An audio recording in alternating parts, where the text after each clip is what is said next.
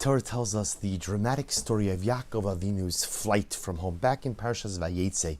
And the Torah tells us, again, we know the story, after the birthright, Esav is ready to kill Yaakov, and Yaakov fled to the home of Lavan, ostensibly to find a wife. At least that was the stated reason.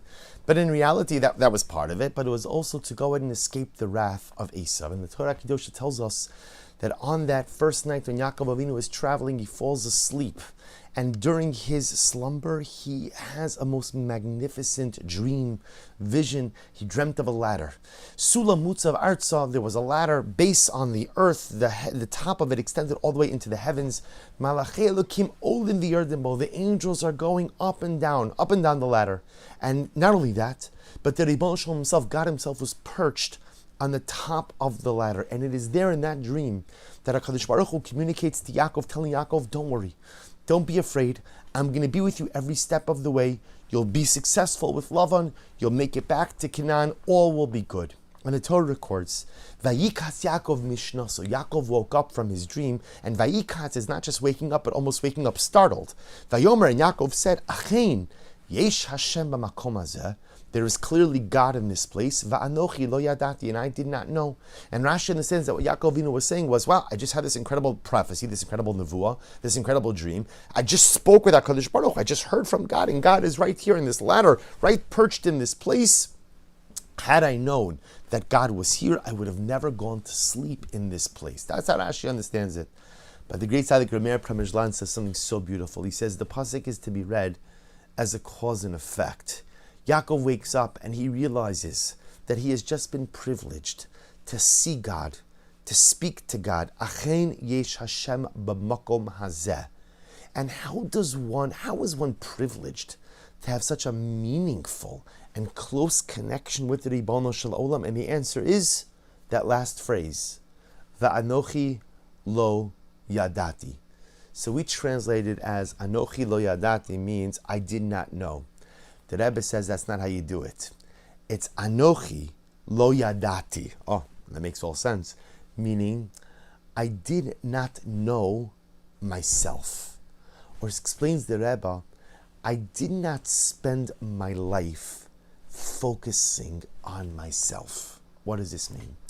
That sometimes throughout life, even without us realizing it, we sometimes become a little bit egocentric, self-centered, and maybe chas v'shalom even a little bit selfish.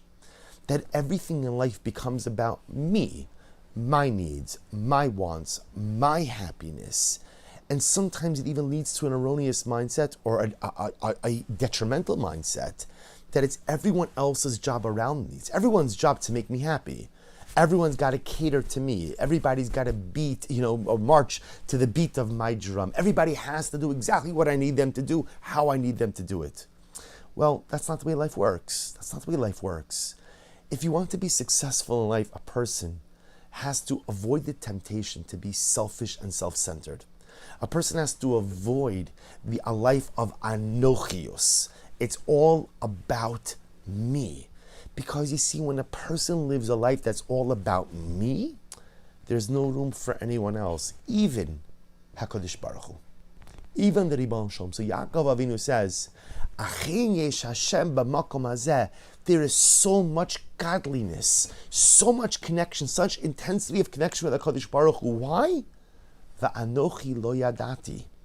Because I don't live a life of focus on the self. The anochi, which means me, lo yadati, I don't focus on that. I don't know about that. Life is not about me, but rather life is figuring out how to do something dramatic, how to do something beautiful, how to do something meaningful, be it for the other, be it for the Ribono Shel Olam.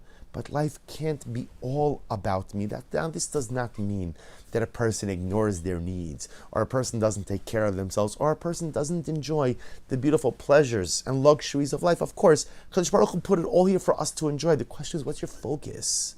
Is the focus all about my happiness, my wants, my needs? Or do I approach life with a greater vision? There's a beautiful insight by the great tzaddik, Rabbi Aaron of Karlin. And the Rebbe writes, in the second day of the Aseret Hadibros, the Torah says, Lo sa'aseh lecha pesel. which we translate as, do not make for yourself an idol. Don't make an idol. Idolatry, avodah zarah.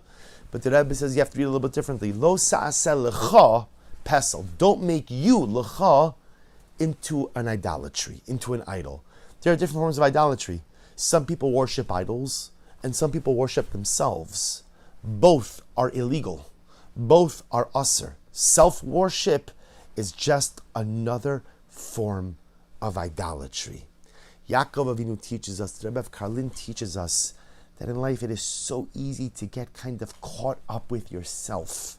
And it's so easy to get caught up with your own wants, your own needs. It's so easy to get caught up in thinking that Kala Olam Nivra Bishli, the world was created for me, but to corrupt that idea into a level of self-centeredness and selfishness. If you want HaKadosh Baruch Hu in your life, says Yaakov Avinu, leave room for him. Achen yesh Hashem b'makom hazeh. You want holiness, you want spirituality, you want the Ribono Shel Olam in your life? Lo sa'aseh lecha pesel. Don't make yourself into an idolatry. Va'anochi lo yadati. Don't live life focusing on yourself.